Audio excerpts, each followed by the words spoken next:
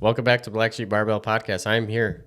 Devin's back. I can't believe it. I thought he was done. I thought I was the No, I sole was host. just busy. I was so busy. Dude, Devin's just in and out of here. He doesn't care. No, What's I wrong with him? care. I care. It's just sometimes life obligations, super busy. Ethan has to live an hour away, Yeah, so it's Yeah. a little challenging. But Yeah. I'm back. he's back. Well, today we have a very special guest. We have Alex Goode on the show. He works for Serenix and he's a bodybuilder. And we met him at Summer Strong this year, so it's really cool having him on. Yeah, Yeah. it's going to be a good conversation. Maybe you could put the little picture that we took up. Yeah, I Remember? will. I will. We took a picture with him. It Yeah. was really cool meeting him. Yeah, we're excited to talk to you, Alex. Welcome to the show. How's everything going, man? Can't complain, man. How about y'all? Good. It's been a while for me, man. The past couple of podcasts, Ethan had to do himself. I've just been so busy with work and stuff. I haven't been able to get out here. Nah, man, I can most certainly understand and relate, man. I was in that field at one point, so I know how it goes.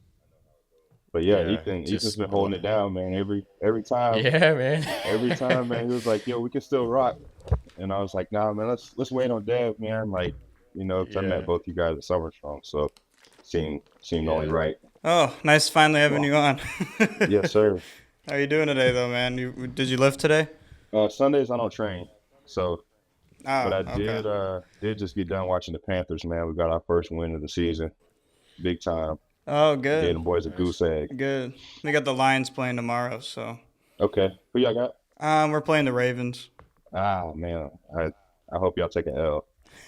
Yeah.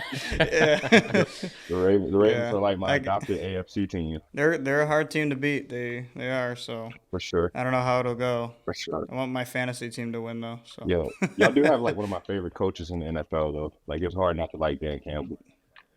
yeah. He's just so he's like the best coach I think we've ever had. So I would say, yeah, without a doubt, man. That dude's got some energy and some passion, bro. You just gotta love it. It's that grit, just that grit and that energy. Like, hey, we're coming out there and putting it all on the line today, like every game. Most Cool definitely, to man. see. We've been, I don't know if do you keep up with baseball at all or no? Nah, not really, man. I used to, because I used to play like MLB The Show, so I would like, Oh, I yeah. would like kind of keep up with it just because I was playing the game a lot. But I Yeah. hadn't played MLB since like, God, I want to say, man, Andrew McCutcheon was like still with the Pirates. Like that's how that's how okay. long it's been since I like kept up with any baseball. But He was on the cover of one of them. Which one was that? Was that 12 or 10? McCutcheon. I don't remember which year It that was an early one. I can't remember though. It was one of those like 2010 or something. Yeah. Yeah. But the Tigers been scaring us, man, because they started the season off so hot and they held on, and now, I mean, the Guardians. I was about to say Indians. I The know. Guardians are a game back from being first in the division. We're like, what is going on? I know. yeah, man, it's a good time for y'all in Detroit with sports, man. The Lions are on the come up, Yeah. bro. Tigers. Yeah. The Pistons Yeah. are low key like on the come up too. Yeah. It's like, Yeah. We need the Red Wings to do a little bit better though. oh yeah, I forgot about the Red Wings. Not big hockey fans. We're not, but I don't know. It would be nice to have them be good again. But Tigers last year, when they made it to the playoffs, we went to one of the games. It was like one of the best games I think we've ever been to. It was so energetic. For real. I've never seen Comerica Park like sold out. So Yeah. I bet that was electric. yes. Oh yeah, everybody So- they gave little orange flags or like these towels that had like a tiger logo on it. Everybody's just waving them. Yeah. Man, this is awesome. Only bad part is the parking. It took us like an hour to find somewhere to Oh, park. for real? Yeah. Yeah, That was because it's horrible. packed. Yeah. I mean, sold out game. Yeah. Both you guys are from Detroit originally? Yeah. Yeah. Okay. Yeah. Yeah, that's what's up, man. I've never been to Detroit. I don't even think I've actually been to Michigan. No. Nah. Because I've been like Cincinnati, Ohio. I think that's probably the closest I've gotten to Michigan. Yeah. Okay. We were out in Cincinnati. What was it? 2022. Yeah. 2022, we saw the Reds play, Cincinnati Reds. Is that where that Christmas Story house was? Was it in Cincinnati or was I that don't remember Cleveland? if that was Cincinnati. I or can't Cleveland. remember. Yeah, we did a little Ohio trip and we visited. At the time, it was still the Indians, and then then we watched the Reds too. So Okay. Word. yeah, So you say baseball is like you guys' favorite sport? Yeah. yeah, Or y'all follow that the most? Yeah. yeah. Okay. Yeah, there's just so many games though. It's like football is fun because it's like not that many games you can keep up with. But baseball, there's just so many. It's like, oh, these ones don't even matter until the end of the year. Yeah. So We got to try to get out to a football game though this year, maybe. I know I did one this year. I traveled to Green Bay to watch the Lions' first game, but it was awful. It was like the worst Lions game I've ever seen.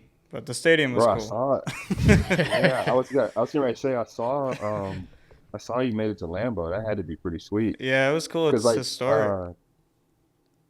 yeah, cause isn't like that stadium like almost like in a neighborhood?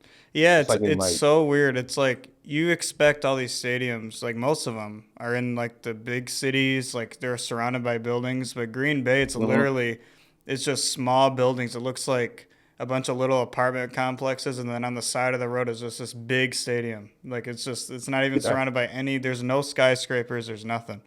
It's so weird. yeah. I was like watching some video the other day, and somebody was like driving through like this neighborhood, and they made like two turns, and it's like just a regular like basic house, Yep. like with like a one car in the driveway, and like they make a turn, and then it's just like Lambo. Yeah. I was like, man, Yeah. never even realized that. It was weird. I'm surprised they haven't talked Yeah. about trying to move it somewhere. I think they just want to keep it because of how historic it is, and it's only bleacher seats. It's like a college football stadium. They added some more in the early 2000s on the top that's actual seats, but it's literally bleachers, so you're like stuck. There's so many people you can't move. Have you ever been to any other stadium other than the like Panthers? I haven't been to Atlanta since it became like Mercedes Benz, but Oh, I had been there a couple times because when I was at Clemson, we played in a Georgia Dome when we played LSU in the bowl game. So I've been there, been to the Orange Bowl in Miami. We played there as well. okay. Nice. Uh, I got to see Allegiant like I walked around it like out in Vegas. Mm-hmm. I didn't go in there, but like I walked around it. So that's insane to see. Yeah. Um, been to SoFi, and I think that's it as far as like Mm. pro stadiums go. Yeah. Yeah, I visited Mercedes-Benz. I lived down in Atlanta for a couple of years, and I didn't go to a football game, though. It was like for like a concert and something, but that Okay. stadium looks crazy from the outside. Bro, everybody that gone there that I've talked to, they love it, man. Yeah, it's nice. They're always like fascinated by that spot. Yeah, it's awesome. Did you live in Atlanta? Nah, where we No. live at now though is like so close. Oh, yeah, it's like Um, what is it, like three? How close was yeah, it's like Serena? 3 hours. Okay. It's 3 hours. It's like straight down I-20, Yeah. and then like it's even closer when I was in Clemson. It was Mm. even closer to Atlanta. So like it's pretty much nothing to get down there. You know, and Uh, then with the Panthers, you know, we play the Falcons twice a year, every year, mm. Thanksgiving.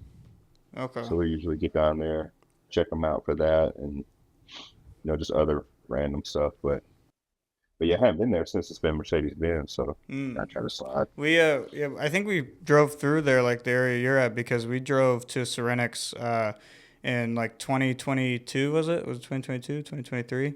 22. 2022 we drove to Serenix, and that was the first time we visited the HQ, and they just kind of let us Oh, in. really? Like, yeah, it was like Yeah. a 6 hour drive, I think. There or was it 3 hours to Serenix? Oh, it was 3 hours to Serenix. And then Yeah. we went to Myrtle Beach. It was like 6 hours away Yeah. from Atlanta. But we visited there, and man, they just like let us come hang out. It wasn't like any event going on. Yeah. That was our That's first no, time. that's kind of how it You is. know, we were Yeah. like, hey, Yeah, I'm surprised I didn't see y'all, man, because 2022, let me yeah, see. I'd have been there. Yeah, it was 22. Yeah, I was I gonna don't know ask you what. too when you started like lifting there, working there, because you work for them too, right? Yeah, Yeah. yeah. Man, yeah, 2022. I would have been there, except I did a contest in 2022, and I was off for like maybe 4 days, Mm. so it might have been. It was July. Yep, I got it. It's July 13th, 2022. All right. Yeah. That's when we stopped in.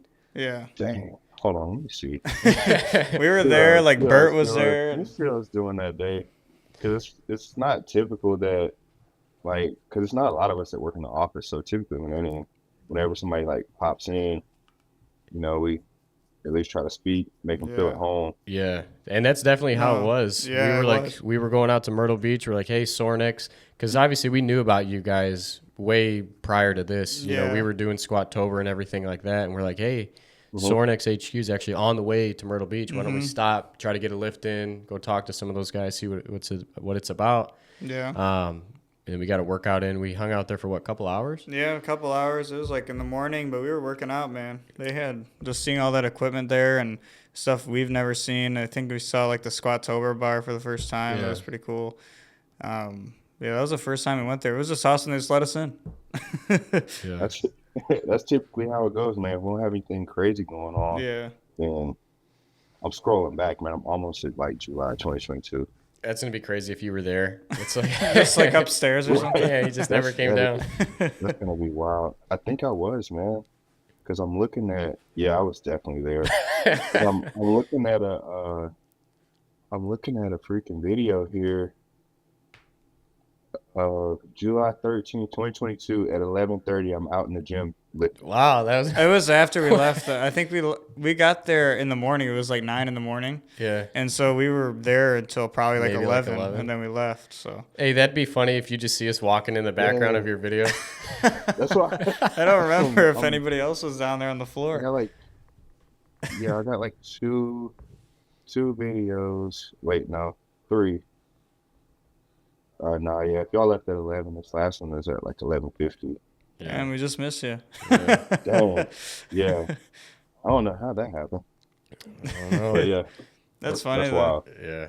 It's funny though, you know, like That's wild. small world, like, you know, obviously like meeting you at Summer Strong and everything. And I remember I was telling you there, I'm like, hey, the first time I like saw some of your content was that arm workout video on YouTube when you're in your Oh, garage nice. and you're showing Yeah. the arm, the bis and tries. I was like looking for an arm workout one day and I looked it up on YouTube, whatever. I don't know what I exactly searched, but I found that video. I'm like, oh, this is dope. I'm like, I'm going to do this one.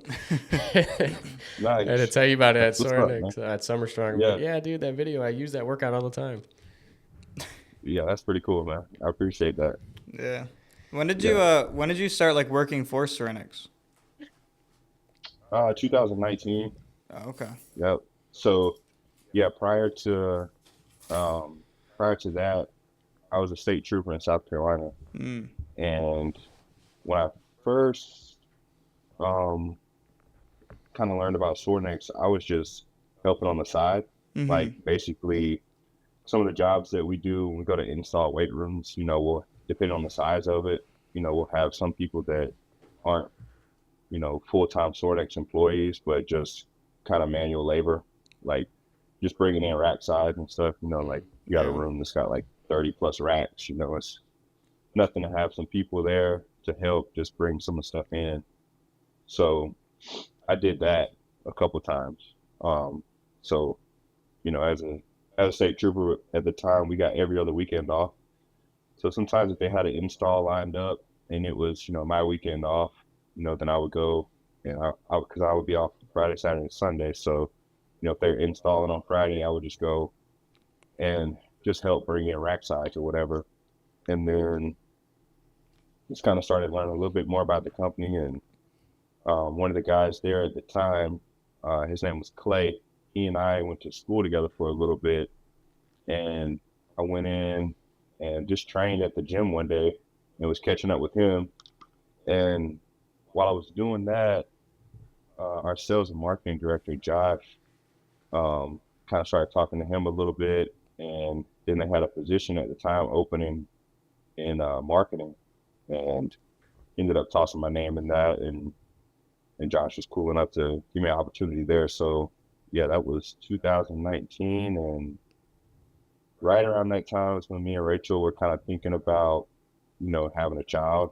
So some of the stuff that was going on with like being a state trooper, like it was like, you know, a little unsettling. And then we worked 12 hour shifts where we would do a month of days and then a month of nights. So, you know, some of the night shift stuff wouldn't necessarily be ideal if I can help it, you know, with having a child Yeah. and whatnot. So, started really appealing. And then, yeah, I ended up in 2019 starting, and I started in marketing. So I was upstairs. If you guys remember, we came to Sorenex, it's like upstairs part. Yeah. Yep. Yep. Yeah. So I was upstairs with those boys. And actually we had one girl that worked with us too, man. She was badass. Her name's Allison. And at the time, she was like probably the most decorated athlete at Sorex because Oh wow. she swam at University of South Carolina and was like the SEC champion, like I think like a couple times over. Wow. Like That's yeah, she was a awesome. beast. But we had like a little team up there called Death Squad. And we had like a cool little logo. It's still on like That's cool. the lap pool in my garage. Mhm. But yeah, that's kind of how I got started, man. And then just been there ever since, aggravating people. Mm. How long were you a state trooper for? 2.5 years. 2.5 years. Okay. How was it, Yeah. like balancing like your training? Because obviously you did bodybuilding when you were a trooper still, right? Like you were still well involved in lifting and being a bodybuilder and everything. I'll probably say I was more just lifting, like Okay. just lifting weights, Yeah. Mm. like because that was shortly after I got done at Clemson. So, I wasn't fully training like as a bodybuilder. I was just kind of, working out. Um, I was in like a couple like adult league, like, you know, dodgeball, basketball, stuff like that. How was Yeah. it? How was it? Balancing training on top of doing that job with 12-hour shifts, and you said you guys would fluctuate a month of days and a month of nights. Yeah, it was crazy. Yeah, that's a lot on the body, man. Bro, it was impossible for me to get used to. Uh, Like, as soon as I would like mildly get used to night shift, I'd be switching back to days. yeah, Yeah. So it was tough, but it was tough on the body. But as far as training goes, man, like on day shift, it was no problem. yeah. We worked 6 to 6, and I would get off if nothing crazy happened towards the end of the shift, and I would get off and roll straight to the gym and then be good the next day because it was 2 days on, and then you got one day off, and then if it was your weekend to work, then you got I'm sorry, 2 days on, 2 days off, and then your weekend to work, you work Friday, Saturday, Sunday. Hmm. Then that next week you'll be off Monday, Tuesday, work Wednesday, Thursday, and then you'll be off Friday, Saturday, Sunday, Mm. basically like that. So on their days off, obviously it's not a challenge, Yeah. getting training in and everything. On the days that I worked, it would be just preparation, I'd have to make sure that all my ducks were in a row, which kind of bled into some of the discipline that, I have now with competitive bodybuilding because, if I wasn't prepared, if I didn't have my food in the patrol car with me, then, it's a wrap. Yeah. You forget Yeah. about it. It's got to be just difficult, Hmm.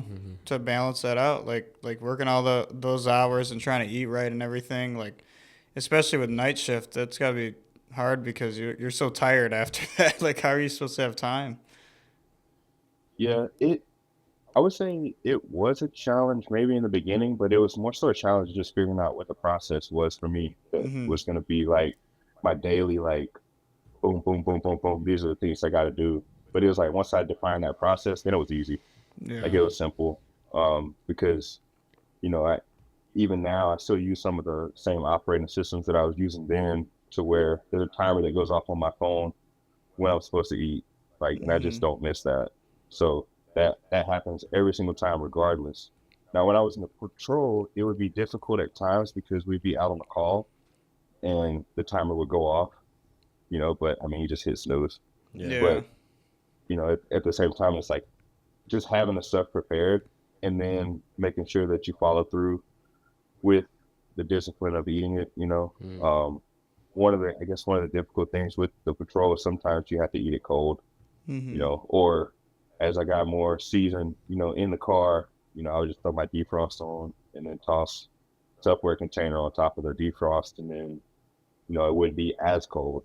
Yeah. It's not Yeah. gonna be like a microwave, but it was one of the things that, we got figured out. Hmm. Yeah. It's just got to be hard to But like, but you have to have that discipline. Like, you're working and everything. You're out on the go. You still gotta follow what you're doing. If you're serious about it. Mm. not for Yeah. sure. Yeah. Like if it's something that you defined, as a thing that's important to you, then you know that there's certain aspects that they just get done. It's the same as like you and I aren't thinking about breathing or blinking right now. You know, it just happens. Yeah. Like, so when there's certain things that mean enough to you, you know, it's just like that. You know, you don't even think about it. It's just this gets done because it gets done. Right. Yeah. And it's important too to go through some of those situations where the conditions aren't ideal, right? I mean, having to eat a cold meal and having the timer and just working 12-hour shifts and, you know, you're tired, but it's like you built up a lot of discipline from that, right? And now, you know, you carry a lot of those same like habits with you to where now it's like, you know, conditions are a lot better, but you were still there at that one point. You know, it's like you went through the suck, you know what it was like to be hard, and that just helps you be like super disciplined at this point now. Absolutely, man. I mean, if you're able to stay mentally present in those type situations, you know, to your point, Devin, it develops you a lot more than if everything was rolling your way. Yeah. Yeah. You know, because you start to figure out, you know, how to problem solve and how, you know, certain situations where it's like you get tossed a curveball. I mean, you just adjust the swing, you know. Yeah. And it's like if you're prepared, it doesn't mean that everything is gonna go exactly how you want it to in a line, but you have all the things to still get everything done. Yeah. You know. Yeah. But it's just being mentally present enough and not throwing a pity party, you know, when things don't line up. You know, it's like, ah man, I was supposed to have this meal like an hour ago, but I'm stuck out here, you know, with this knucklehead that just ran into a power pole.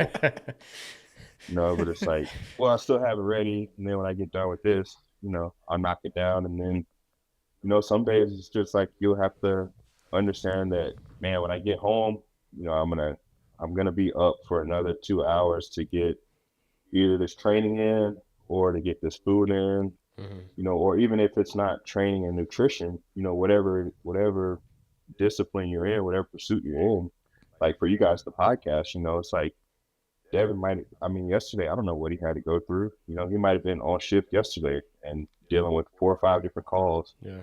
All the while knowing that, you know, today at 4 o'clock, we got to get this podcast started. Right. You know, so Yeah. Yep. It definitely gives you that edge, you know, it gives you that even in a competitive sense, you know, it's like people that are going through a lot and then they still got to show up and they do show up for these other responsibilities. It's like, you know, I always think like back to like the Rocky and Drago thing when he's like training, you know, he's like training in the worst conditions and then, you know, Drago has like all the high tech set up and it's like he's not going through the sucky stuff. You know, it's like he doesn't have like that heart, you could say. Yeah. Right. But I think like one of the cool things about that scenario is while it highlights all the things that were going appropriately for his training, like in terms of equipment, coaches, all that type of stuff that he was surrounded by, you know, it's also like, if you think about it a little bit more, there's a lot of things that he, you know, fictionally, because it's a movie, right? But there's a lot of things that, you know, he's dealing with that aren't ideal, you know, in terms of psychologically and all the other things, to whereas, you know, you could probably make an argument that while Rocky didn't have all the flashy stuff, you know, more of his team is centered around where they have an aura of just organic in nature, you know, whereas, you know, flip side of that, you know, Drago's camp is probably, you know, they're not necessarily worried about the best outcome for him in his life. You know, they're just worried about this one instance, you know, and what it's going to bring all of them. You know what I'm saying? So that's a good comparison. It's interesting. I've watched that Rocky a couple of times, and always like one of the things that I like think about, where it's like, you know, it just, I mean, of course it's a movie, so they make it feel like that, but you know, Rocky's camp is like, yeah, like we're Team Rock. Yeah. You know? Yeah. Whereas Drago's camp is like, yeah, you're gonna do this, and then the rest of us are gonna also elevate and have all of our things, you know, pop off too. Yeah. Yeah. We've watched that movie many times, man. I That still gets go us back. hyped up. I still go back and watch, you know, like the that training scene when they're playing the song. Yep. It's like no easy way out if I'm trying to get hyped for a workout or something. Just pop it on the TV. I'm like, all right, I'm ready to lift now. All those movies, man, they just got those scenes where they just hype you up. Even transitioning to the Creed movies, same thing. Plus, you know, not to mention like going through all that stuff, it's like it makes for a good good story, you know. Like you always be able to tell people, yeah, I remember when I was a state trooper and I was, you know, putting my meals up here and I had a timer set for my meals and It really does, man. Like most of the time, like I don't really think of it that way, but like when I'm in some of those like funks, or I guess so to speak, in the trenches, yeah, you can just kind of lean on the framework of like the harder that this gets, like the more epic the story is. absolutely. So if you just kind of like, I mean, when we were kids, you had like little animated show, The Sword and Stone. Mm. You got like Merlin teaching a little dude to go fight King Arthur, and it's just like the constant little battles, and it just makes for the entire story, that much greater. So a lot of times, when it's tough to lean in, those are the times where you really got to lean in, and it Mm-hmm. just, in those moments, man, you learn so much about yourself and just the mind in general. Um, and it makes a lot of other scenarios to where a lot of other people would struggle. It makes it that much better for you. Kind of like in athletics, since we were talking about sports earlier, you see some guys to where it looks like the game is moving in slow motion to them, Yeah, Mm-hmm. and it's because of that. They just been in like a lot of precarious situations, on the field, on the court, in the ring, on the stage, whatever, and then they even put themselves in more precarious situations during training. So then when it happens in game time, it's moving so slow for them, and yeah, everybody else is like, oh my God, what's going on? yeah. But they're able to stay, level headed, just because of, being in those situations, leaning in and overcoming. Absolutely. Yeah. And that's why we've said so many times on here that, you know, we agree that it's important to go through those sucky times. Yeah, for Like sure. you to be able to be level headed like that during a stressful situation is like you're not going to be that way unless you already have the experience of going through some Yeah. pretty hard stuff. Exactly. And you know, when you're facing some adversity, it's like just go through it, man. Like I know it's intimidating, you're afraid, you know, you kind of want to run the other way, but it's like you got to really go through one or two things to learn the value of going through the hard stuff to be able to maintain That's that level headedness. that's right, man. I had a friend, man, that he's also in bodybuilding space, man. But one of his little phrases is seek discomfort. Hmm. Oh You wow. know, he it's like, look for certain ways that are challenging for you. So, off of that framework, for me lately, in using that line, seek discomfort, it's been me putting myself in situations like this, like a podcast. Because typically, you know, I don't I don't talk. I'm not like super conversational and Yeah. stuff like that. Mm-hmm. I typically kind of like, even if I'm in the store and I see somebody that I know, like I'll go out of my way to go down to like aisle 11 to Yeah. not have to, even though that interaction might be like, hey, what's up, man? How's it going? Like, man, I'll go to the other side of the store. I feel that. I feel Just, that. but that was like one of the things where it's like being self-aware enough to know, like, okay, man, like let's try to work on that a little bit, Yeah. and it's not like I'm gonna become, a public speaker overnight, but it's like some of those situations, if I can be mindful enough in the moment Yeah. to stop myself from being like, oh crap, I'm gonna go this way, so I don't have to do it. It's like, man, I'm actually gonna go towards this person or this thing, this opportunity, Mm-hmm. and if I just jump in, then you know the outcome that happens right then in that moment might not be amazing. It might be a really awkward interaction, Hmm. but that's an interaction that I can then notch in my belt and say, okay, cool. Later on, I can evaluate it and see what was good, what was bad.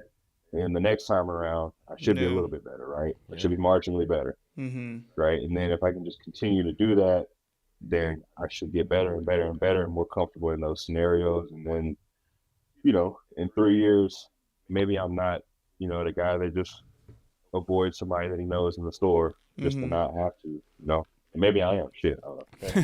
Yeah. I That's mean, we're yeah. like that too. Yeah. And that's why Honestly. this podcast was we're seeking discomfort. This podcast was totally out of our comfort level. Yeah. You know, we're the same way. So being like, okay, hey, we're gonna have people on here having hour-long conversations, maybe 2, is like something we're not used to. It is. It was difficult, definitely at first. It's still something I feel like I'm getting used to, but like it just goes to show, like, to face, like, essentially your fear of this, or you're worried about this, like all these thoughts go through your head. You start overthinking, right? Oh, if I go talk to this person, it could be awkward. It could be this, but it could not be. It could be something something you learn from, or somebody that you reconnect with, that you're friends with, or in anything. Like, just face those things that I think you're afraid of, and then you can come out better for it. That's facts, man. Like one of the mentalities that like kind of helps with that is this mentality is called the brick mentality, where it's kind of like you're playing. It's kind of like you're playing Mario, but in real life. So each of those opportunities is like one of the little boxes that's above Mario's head. So it's like as you're going through the course, and you're playing, you wouldn't skip one of those because it's a ring or it's a mushroom or whatever. Yeah. So it's like, man, I'm not gonna skip on this opportunity because that particular opportunity in that particular time will never happen again. So it's like, let me try to capitalize on it, because who knows what this person has, who knows what this person is doing, who knows what they're going through, who knows what they're going to face when they get back to wherever it is they came from. So if I can just do something beneficial, then that might change the trajectory of whatever they got going on. Yeah. And vice versa. I always try to tell myself too, if there's something I'm nervous about, or something that I'm contemplating, should I do this, should I not? I always just try to have this self-talk with myself, like, what am I scared of, right? Like what is it exactly that's making me nervous? Like, do I think I'm going to be judged? And then if I'm like, okay, yeah, that's what I'm worried about, then I resort back to, well, who cares? Like so what? Like, at the end of the day, I'm still going to go home. I'm still going to go to bed. I'm still going to work out. I'm still going to go to work. Like, who cares if they judge me? I don't care. Like, so just trying to go through all of the reasons why I'm feeling this way, and then just coming up with a reason as to, well, it don't matter. It shouldn't matter. I know I feel this way, but it's all right. It's normal. Yeah, man, I think we all inherently fight that, to some degree. It's just human nature, but in those situations and stuff, if you're just organically you, then it is what it is, man. Yeah. Like, if you're you and you're moving in your purpose and how it is that you handle things, then nothing else really matters, man. Like, but it's something that I think everybody will forever fight, and then it makes it even more difficult this day and age with social media, to worry about things like that of, well, what's this person going to think? What's that person going to think? But you just can't allow that to dictate, what it is that you got going on and the things that you love, because it's something that I tell some of our customers, man, when they hit us up at Sorenex about, especially some of the home gym residential customers where, some of the questions they ask is, well, is this overboard for a home gym? I'm like, hell no. Like, it's your house, right? Like, it's your house. Like, no, it's not overboard if you want, a cable crossover in your house with, a leg press and a hack squat. No, that's not overboard. That's what you want. It's you. Yeah. Like, so, I mean, that's a macro example, but I mean, micro is the same way. Like, you just, if you want to go talk to somebody for, whatever type of reason, shoot, go talk to them. Yeah. What you want to do. Was that like something, when you started competitive bodybuilding, was that something you had to like push through too? Is like you had to get up on that stage and go in front of all these people and be judged with how you look? It was not, man. I am so critical of myself that I knew there was nobody that could be harsher on, my image and my work ethic than me. Like, I wish there was a way. I tell people this all the time. I wish there was a way that, like, at some point you could go into like someone's mind or their physical and understand their framework and what certain things feel like to them, because that would be the only way that I could express that. Yeah. So when I first got into bodybuilding, it wasn't even a competitive thing. I just really ended up watching Pump and Iron, and then just started training like that. I fell in love with that style of training and the camaraderie. Because at the time, training one of my best friends, Tyler, and we go to the gym every single day. Like we didn't miss a day, we didn't miss a session together. There were some sessions where if I was dragging ass, 3 minutes into it, we would be doing something crazy, and then that wouldn't even be a thought anymore. Mm-hmm. And just that type of camaraderie and accountability, just started to grow. But to your original question, like I had no nervousness, no butterflies or anything about getting on stage. Because like I said, I am extremely critical Mm. of myself, and more so, it's not like a vanity purpose of the look, but it's more so the standard of work that goes behind it. So it's the 6 meals per day with cardio with training. It's like, did I execute that to the highest ability that I could that day? And then that's cumulative over X amount of days leading up to a contest, Yeah. right? And it's like, if I know that each of those days I withheld that standard and created a higher standard, then at the end of the day, like the rest of everything is going to get taken care of by itself, Mm-hmm. right? Of course, I'm competitive. I want to win. Like I want to win by everybody's standards, Mm. but I feel as though if I meet my own, their standards are nowhere near that, so it's guaranteed. Yeah. Yeah. If that makes sense. Yeah. Mm-hmm. Yeah. You're always going to be your own, your biggest critic. You're always going to be your own biggest critic because, you're always going to see something that nobody else sees. Like, oh, this isn't looking the way I want it to look. Oh, this isn't as good as I want it to be. And you're always going to continue working harder, working more to achieve that when everybody else is like, what are you talking about? Like, you look great. Yeah, man. I actually have to tell most of the people that I interact with that I do better with feedback of I could be doing better than, hey man, you look great. Yeah. Yeah. Like I'll literally stop people, say, hey man, I don't need you to tell me that. Mm-hmm. Yeah. Like, even if you don't know what to say in verbiage that, comes across in the bodybuilding community, like one thing that you can say that would benefit me a lot more is, hey man, I think you could be working a little harder. Mm-hmm. Like that goes way further for me than, somebody saying, man, you look big, or man, you look great, or, keep up the good work. It's Yeah. like, I just do not, that type of framework for me is detrimental, Yeah. Mm-hmm.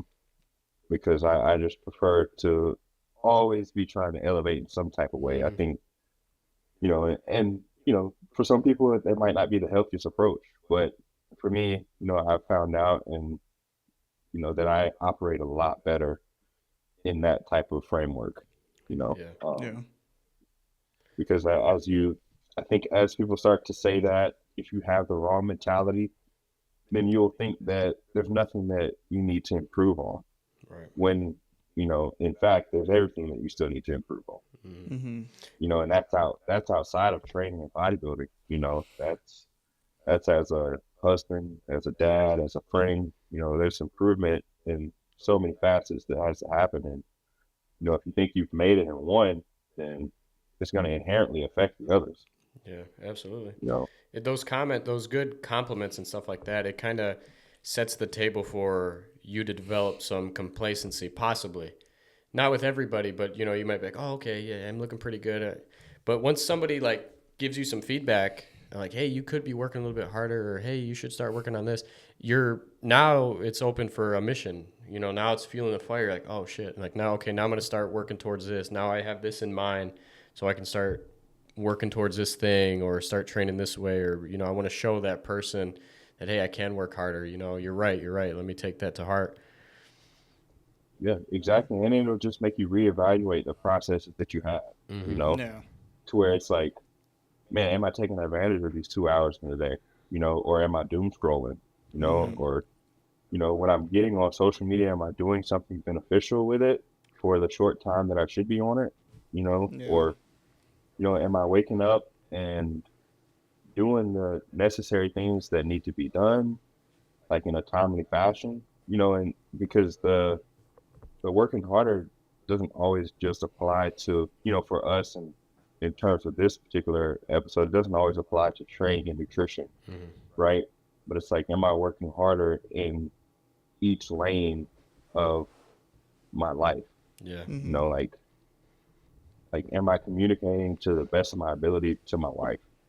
You know, um, and it just goes on, and my friends, like, am I doing what needs to be done, to maintain those relationships, if they're Yeah. important to me, Yeah. you Yeah. know? Exactly. I think nowadays, I think sometimes a lot of people are scared to be on somebody's bad side. They don't want to be on somebody's bad side. It's like the second I tell you, hey, you've been slacking a little bit, it's like, oh, who am I to say that? But I feel like sometimes we need that. Mm-hmm. Sometimes we need that little reality check of somebody like, hey, I've been noticing your workouts or whatever you're doing in life, and I really think that you can start improving if you do this. It's like, how many times do you actually have that? To somebody be like, hey, let me slow you down real quick. I think you could start working on this because I'm noticing this. It's always just that, hey, you look great. You're doing a great job. It's like, well, let's be honest with ourselves sometimes. Let's be honest with our loved ones and our friends and be like, hey, you need to start working on this because ultimately I want what's better for you. So I'm going to be honest with you. Bro, that is so true, man. And those people that say that are the people that you should hug them around the neck and bring them closer. That's who needs to be in your circle. Yeah. Mm-hmm. Those type of people. Those type of people have to be in your circle. And for me, the people that do that, I communicate with them greatly Yeah. all the time. The other people that, as time goes on, all you're saying is, hey man, you look good, you're doing great, hey man, you're killing it. Then those people, it's like a term my granddad used to say, but I feed them with a long handle spoon, where it's like, all right, man, like, I already know what you're getting ready to say. Like, that doesn't do me any good. And Yeah. it's not that they're a bad person or they mean any harm or they're trying to be mean or, anything, or it's not, they have any ulterior motives. It's just like, cool. I understand how I need to operate mentally to continue to progress towards what I want to accomplish. And I know that this person is not aiding in that, and it's not their fault. And that doesn't make them a bad person or anything. But I am going to decrease my interactions with them, Yeah. just for the time being. And while as the other people who are like, hey man, like you need to buckle in, Yeah. or like come by and say, hey man, like, this is slipping up, or like you could tighten up here, or you know, any of those type of comments where it's like, man, I appreciate that. Like, and in the moment, sometimes I don't, in the moment, sometimes I think people have to be able to peel back a layer of resentment towards stuff like that, and look at it, from a broader spectrum.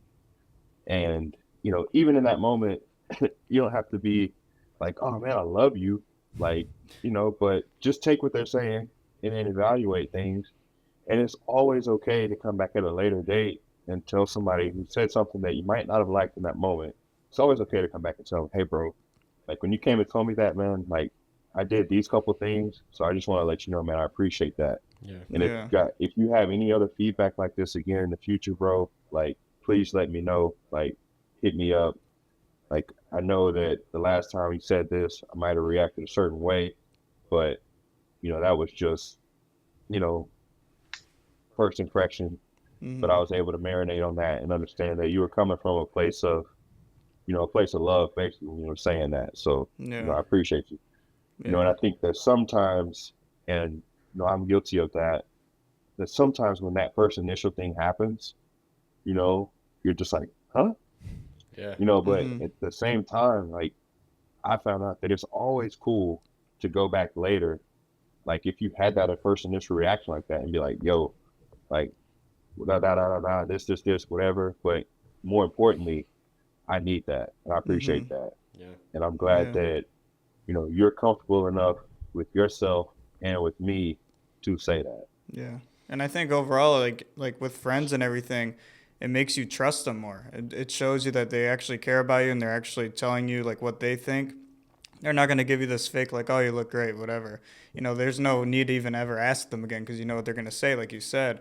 So I think it does go to show like it's important to be honest with each other, whether that is a good or a bad thing. No, for sure. Because I mean, we all have people in our contact list that if you need somebody to just agree with whatever you're doing, whatever you're saying, whatever you got going on, you can hit them up right now, Mm-hmm. and you can say the most outlandish thing, and they'll be like, you know what, man? Yeah, do it. I think that'll be I think that'll be fire. Yeah. Yeah. You know. But there's also people in your contact list where you type that same message, and you know if you send it, bro, they're not even gonna text you back. They're gonna call you, be like, "Yo, what the fuck you got?" Yeah, absolutely. Like, you know. And then those are the people that like have to move up your contact list, man. Yeah. Yeah. And, talking about how that initial reaction when somebody tells you something against you, right? They're critiquing you on something. That's just that natural human, feeling like that ego pops in. You're like, well, what does this guy know? Like, he doesn't know anything about me or what I'm going through. Like, who are you to say that? But I think we can reframe our minds, and it is difficult to do it at first when you first hear that comment. But if we just reframe our minds to be like, okay, hey, he or she, whoever it is, sees something in me that basically they're saying, hey, I know you and I know that you can be better and do better.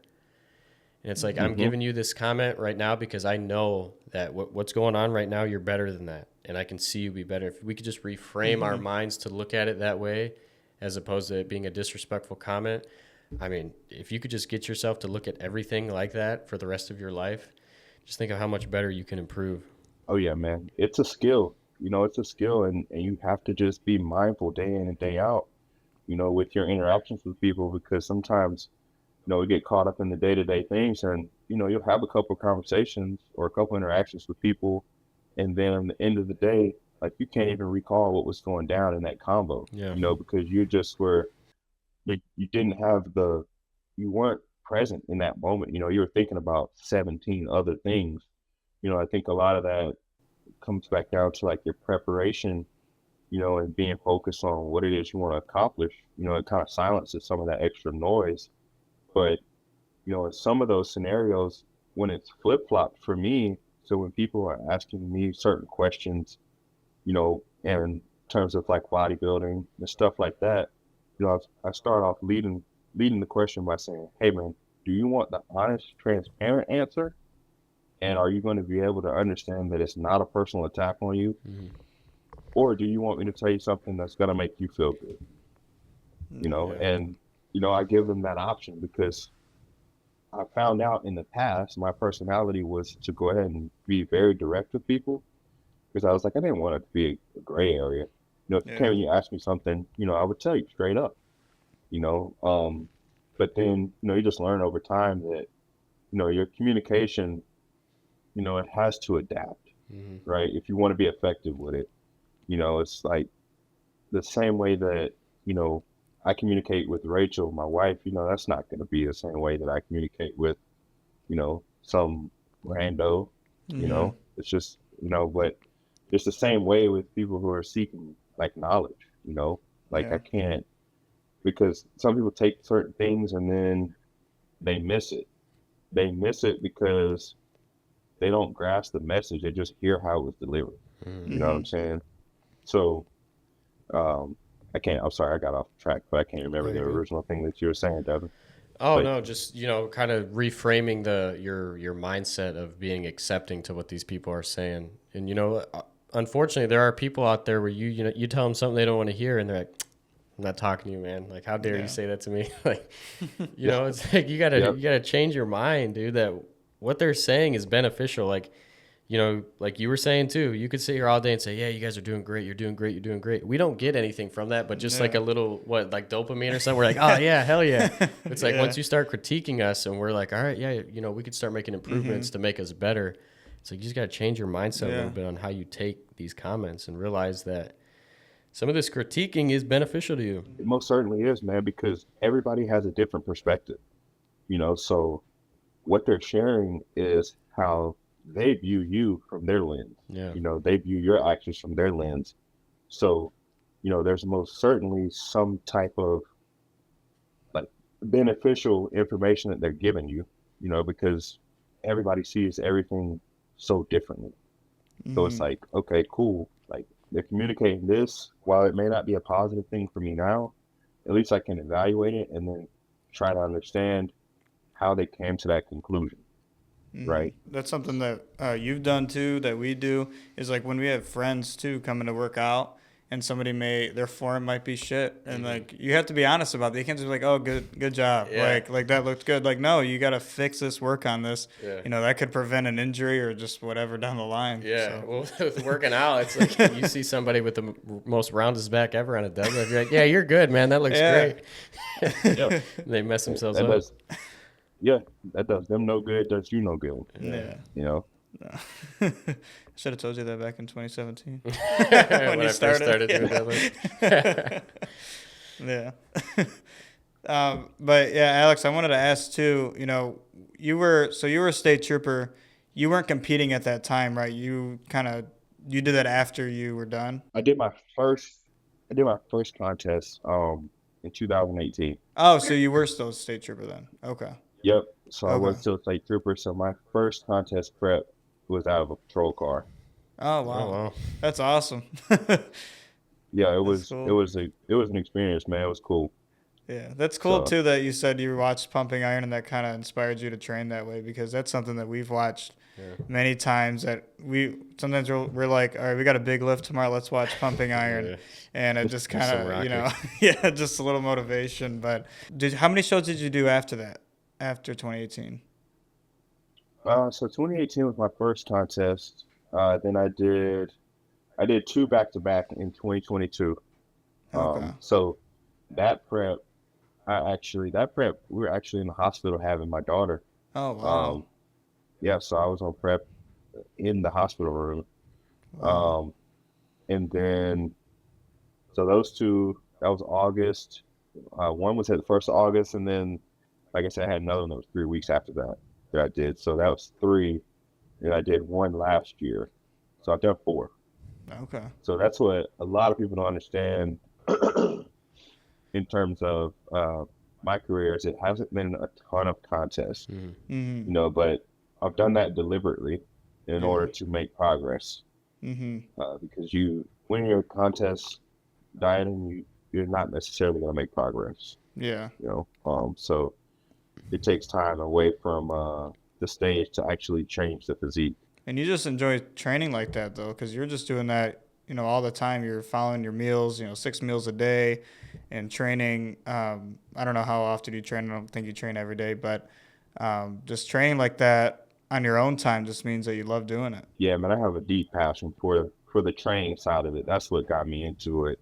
Yeah. Um, like I said earlier, the stage is cool.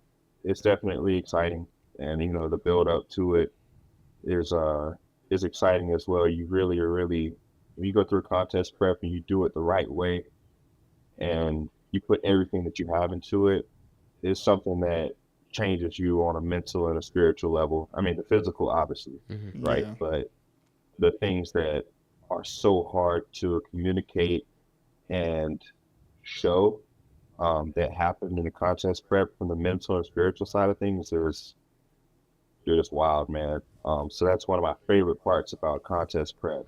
Mhm. It's a totally different headspace Yeah. that you just cannot replicate from my experience of anything else that I've ever done. Um, but yeah, it's a party, man, every Yeah. time. Are you working towards anything right now or have anything in the near future going on? Yeah, so the goal for next year is to do the Mr. USA contest. That's a contest that is if you win, you obtain professional status. Oh wow. So the federation that I compete in now is called the NPC. It's a National Physique Committee, Mhm. and it's the amateur league to the IFBB, which is the International Federation of Bodybuilders. So that's the that's the sanction that holds the Mr. Olympia, Arnold Classic, um, all that type of stuff. Yeah. So that's the goal. That's in July of next year. So had a little adversity, man, because we were supposed to do that contest this year Oh, in July, but I started the I started the contest dying and training in March, and got off to a rocky start, man. So I was doing bent over rows Admittedly, it was wild, but I mean, I was feeling really good, man. I was really, really strong at the time, Mm. and I was barbell rowing 500 pounds and ended up tweaking my back. Oh, damn. Mm.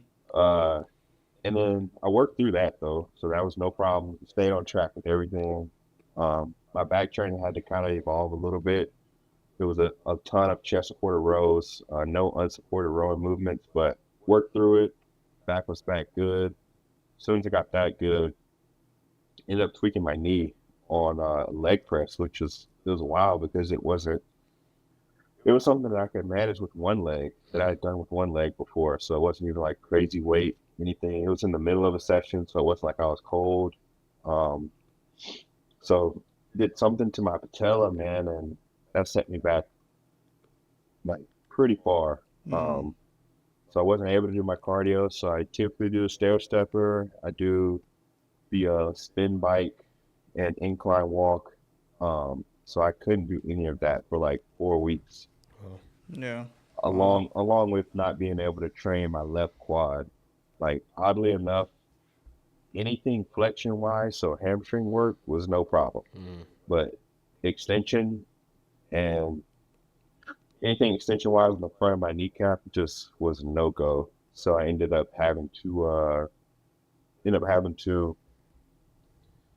call that contest prep just because the level of competition and what I was having to try to put band-aids on, it just was taking me out mentally more than anything else. Yeah. You Yeah. know, I everything that I do drives heavily on the mental side of things. And if I'm not there mentally, then I do not force it. Mm-hmm. So it was a tough decision, man. Yeah, I never realized how attached that I had become to that, until it wasn't a thing.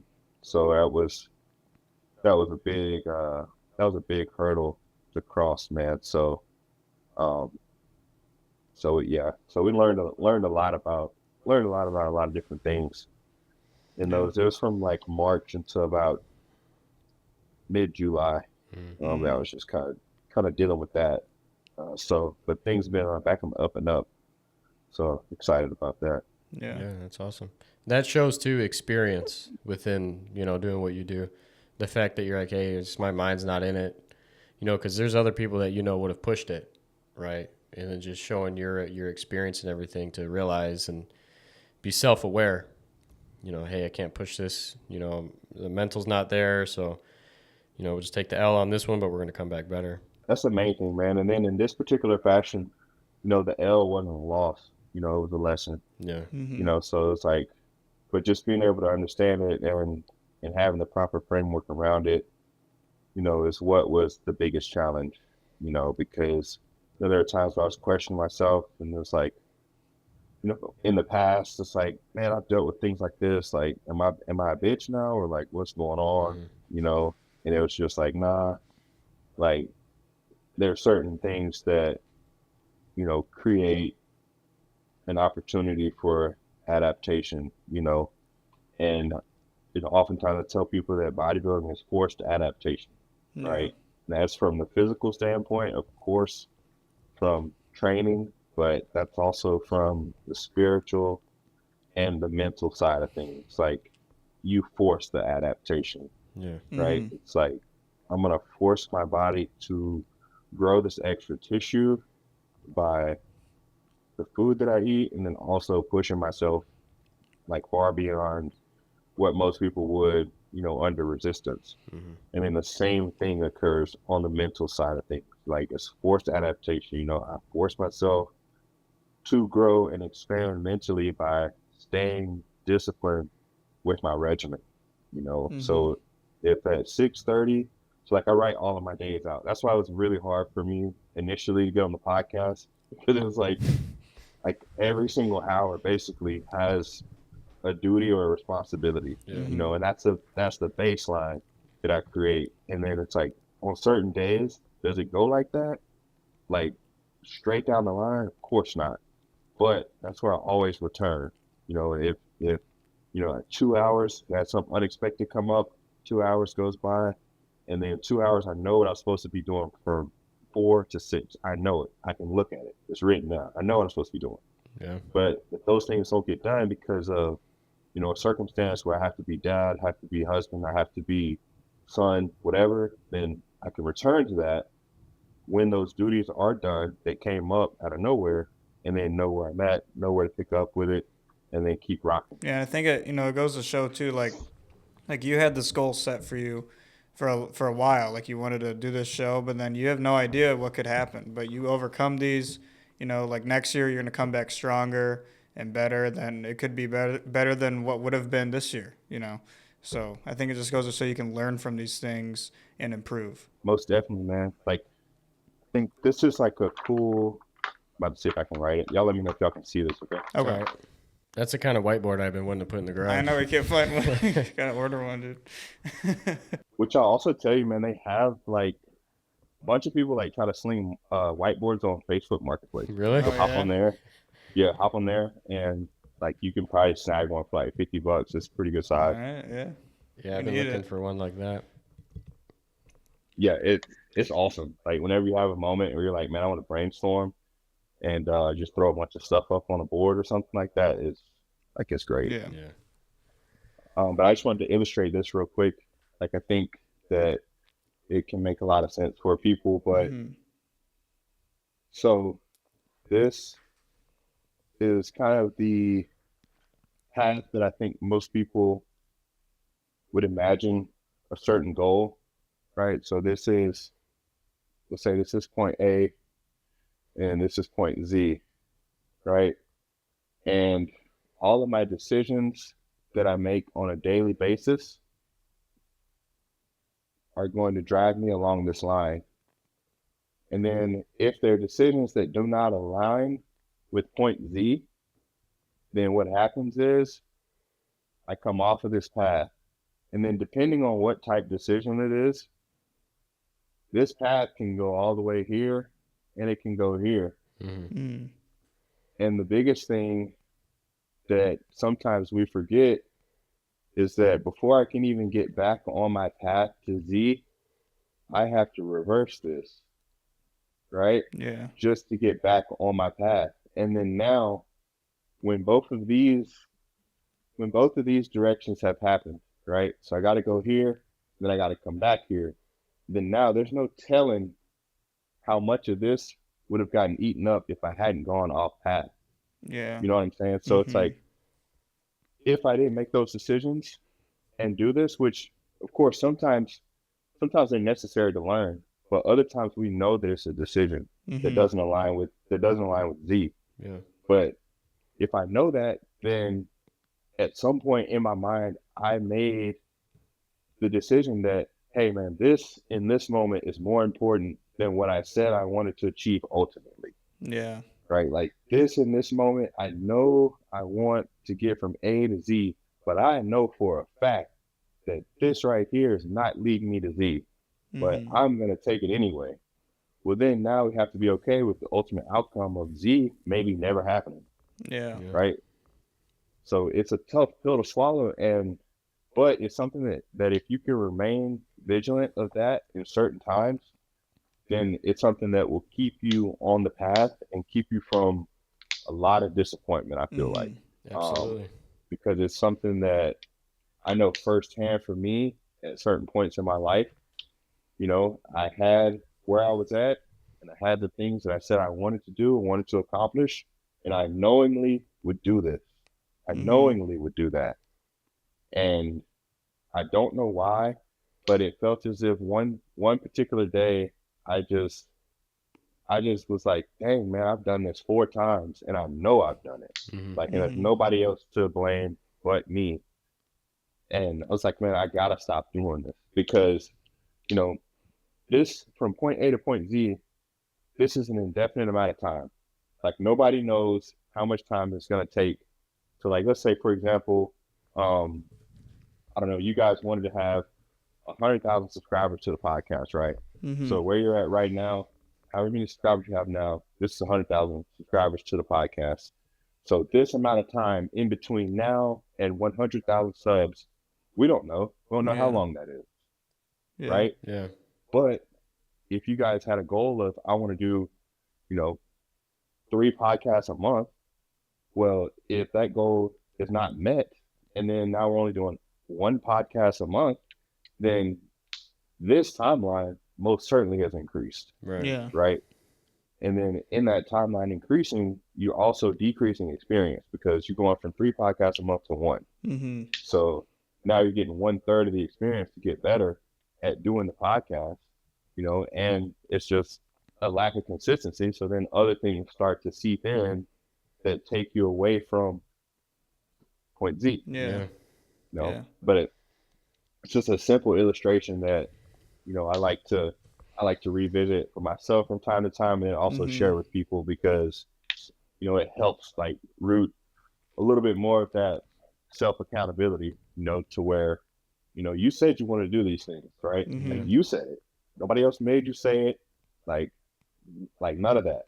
And if you're able to write it down, then you should be able to reflect on this as you go throughout the day and be mindful enough when certain things come up to where you're like, you know, respectfully, man, my goals don't align for me to be able to do X, Y, Z Yeah. like right now.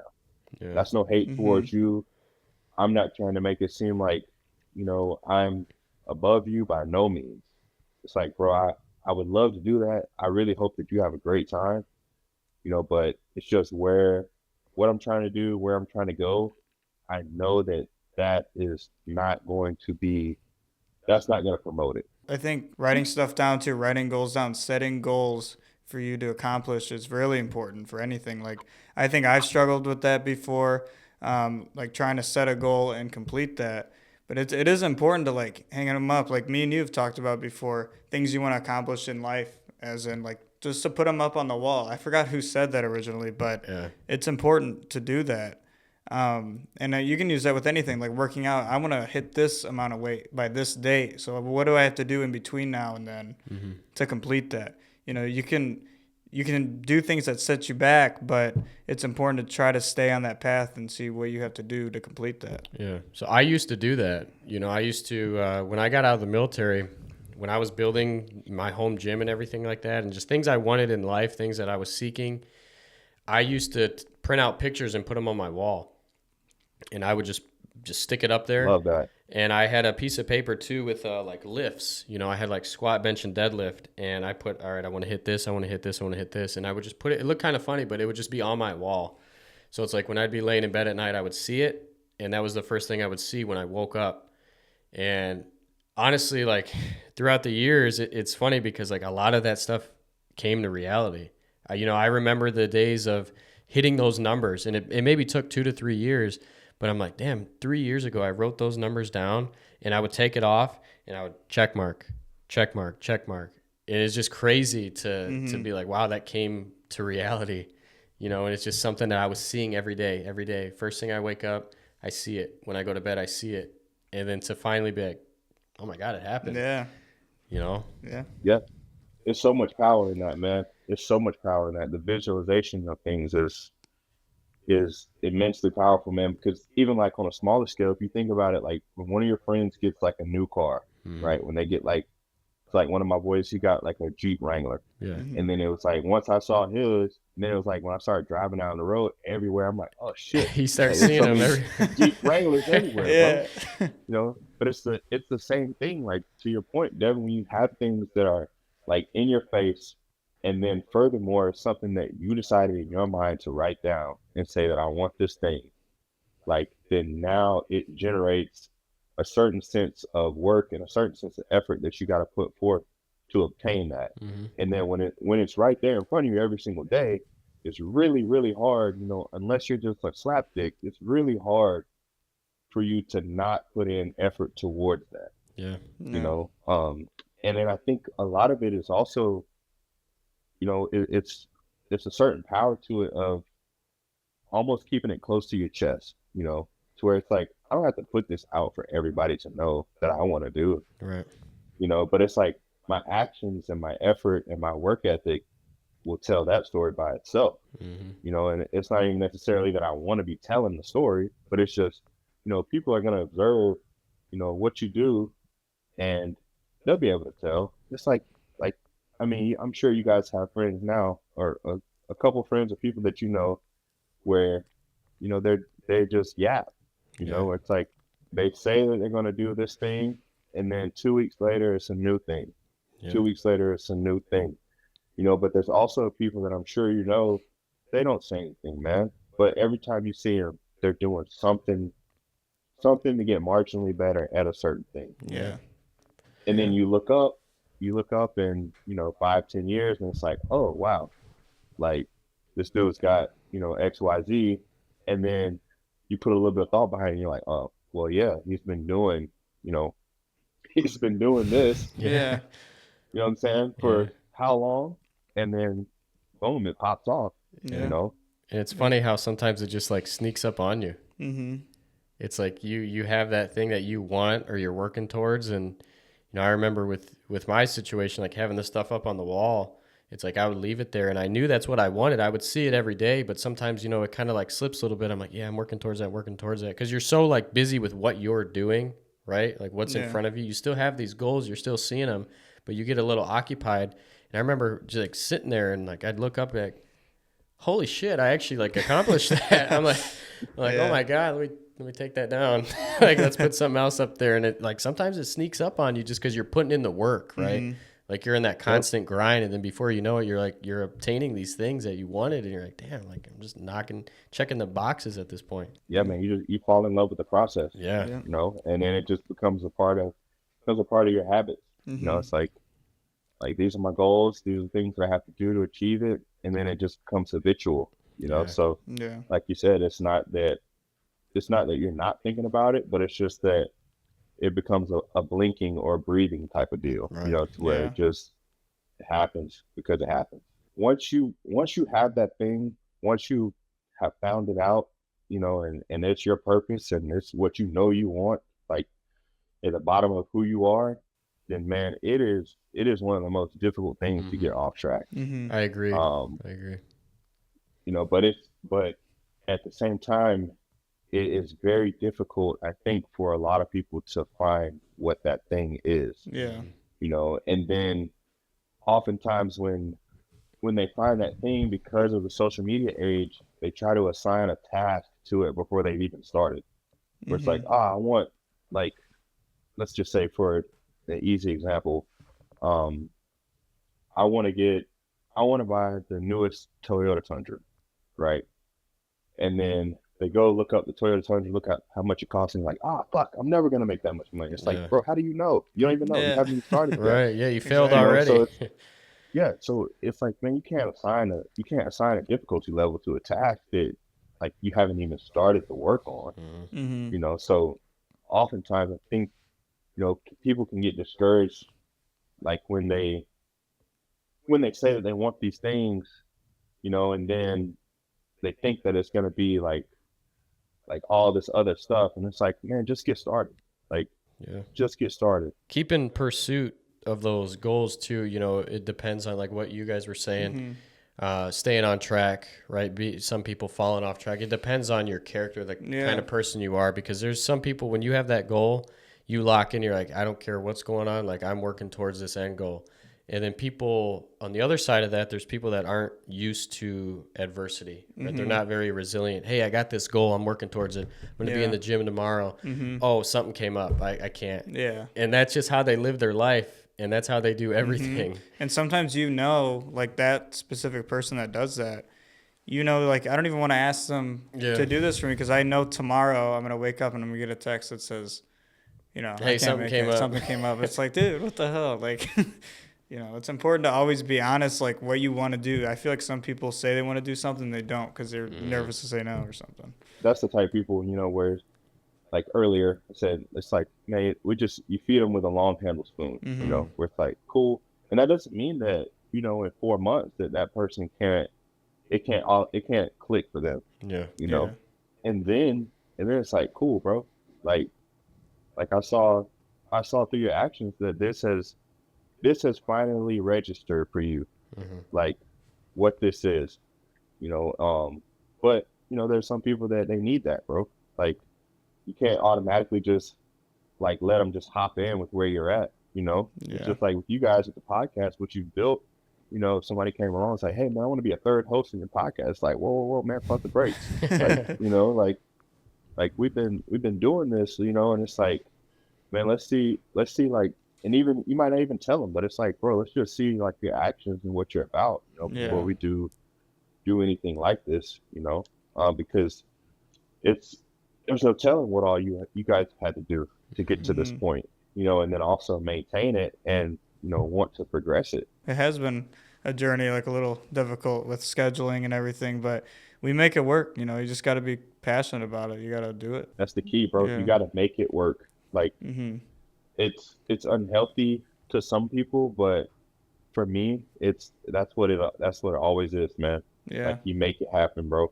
You make Mhm. it happen. It's just there's sometimes where, you know, I live in real life just like everybody else. You know, I'm blessed to be able to have a place to train in the garage, but you know, I also set up my life to where I work at a place that has a gym. I can Mhm. work out there. I have my garage, and then there's also a 24-hour gym that's 4 minutes from my house. Yeah. You know, so you create a space, you create a routine that sets you up for almost impossible to fail, Mhm. Yeah. right? If a certain Exactly. thing means enough to you, then you set these things up in place to where the only sacrifice that I have to make at certain points is sleep, Yeah. Mhm. you know. So because there's certain days where, you know, I have husband duties, I have dad duties to where things in my training and stuff get pushed back. But that's okay, man, because it's like, all right, that's fine. Like I can train at 2 a.m. Right. That ain't no Mhm. big deal. Like, is it perfect? Is it ideal? Hell no. But are there other people that have worse circumstances that still get it done? Yeah. Millions, Mhm. Absolutely. millions. Yeah. You know, When it means a Yeah. lot to you, you'll make it work. Yeah. Yeah. I wanted to ask you too about you and Jacob doing the Day Pass series. Are you guys still doing that right now? yeah, man. Jake's been on the road like a good bit. Has he? So we filmed at a gym in Orlando. Oh, okay. It's called Kissimmee Muscle Gym. So hopefully we'll have that one out here soon at some Nice. point. Yeah, it was a really cool spot. So, We're actually you know, going to thing, Orlando in a couple months, so maybe we'll check it out. yeah, man, y'all should hit that spot, bro. It's Yeah. fire. The owner, his name is John. He's really, really cool, really knowledgeable, about just equipment and gyms in general. Like, he's a cool guy to talk to. Yeah. Um, and it's 24/7. So, like, you could show up at any point and get a day pass. Oh, They got like nice. little these little prompts that'll take you through at the front door and then get in Mhm. there because we went in there. It was like 11 p.m. We went in there and trained. That's awesome. Um, but it's real cool, man. I mean, they have. I know you guys do a little bit of like powerlifting and strength Mhm. training and stuff Yeah. like that, but they have all kind of specialty bars, calibrated plates, Yeah, that's like awesome. That's a couple awesome. combo racks. Yeah, Mhm. so I would check it out if I were in the area. Yeah. But yeah, I actually got like a list on, yeah, it's up here. It's probably too small to see, but Mhm. these are like some other places that we hope to get to here soon. You got RTB up Um, there? Raise the bar gym over here. our RTB is not on this list, but it's on the spreadsheet. Oh, Oh, okay. really? Um, yeah, so Nice. this is the list of like places that are within like about an hour. Mhm. Oh, okay. So we can hit those, but RTB is on the spreadsheet. Yeah. Awesome. So yeah, definitely gonna go there, man. That place looks That's incredible. awesome. Yeah, Yeah, I'm it's a glad good you guys gym. are doing that. I love the videos, man. And Jake's awesome. You know, his camera works insane. So, Yeah, he kills it, man. And it's a big time plus, you know, him being behind the camera and also having, you know, an eye and a genuine love mhm. for training as well. You know, it helps Yeah. get the message across a little bit better. Yeah. I wanted to ask too about, when we were at Summer Strong, what was it like finally meeting Lee Haney when, that's been your inspiration for a long time. And I love that you showed all the texts that you try to send him trying to reach out to him and then you finally got to meet him that day. What was that like for you? Oh man, it's really hard to put into words. what something like that means, bro. I wish I had some elaborate thing to share with you, Mhm. but Yeah. it was just one of those moments, man, that just kind of changes the trajectory for you and for your path. Kind Mhm. of solidifies, the things and the effort that you put forth towards a certain thing. And it's not necessarily just in meeting him, but it was just in how it came about. You Yeah. know, because it wasn't as if somebody just did a solid for me. You Mhm. know, um, of course I was given the opportunity by Bert to introduce him. But it was like, man, I've sent this guy the same DM for years on end. And I also would say that my work, my effort, how I've approached like things for this lifestyle have led to that as well. Yeah. I couldn't necessarily prove that, Mhm. but to me, I think that when you put a consistent effort, sacrifice, and work towards a thing, Mhm. like whether you're religious or not, that comes back to you Yeah. in some type way. And for me, it felt like a culmination of that, and also a boost to continue and get better and give more. Yeah.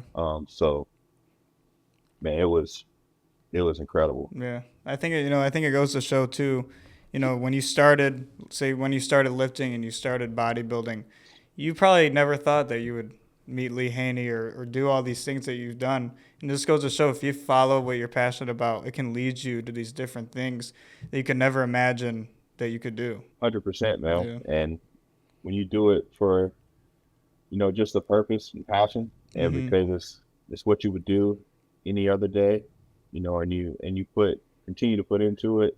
Like I said, bro, it comes back for sure. Yeah. Like when it comes back to you or where, you don't get to pick that, but I'm a firm believer that you get to choose the effort you put towards it, and if you continuously do that, then bro, the opportunities they present themselves, Yeah. and Yeah. furthermore, you'll be ready for them.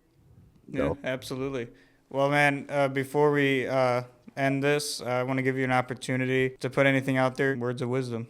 I would just say that if you're in the pursuit of anything great, man, to try to find a try to find a partner that supports you.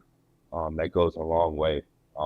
So granted, in my eyes, I've done nothing considerable at this point in time, but the things that I have been able to accomplish, I wouldn't be able to have done without my wife.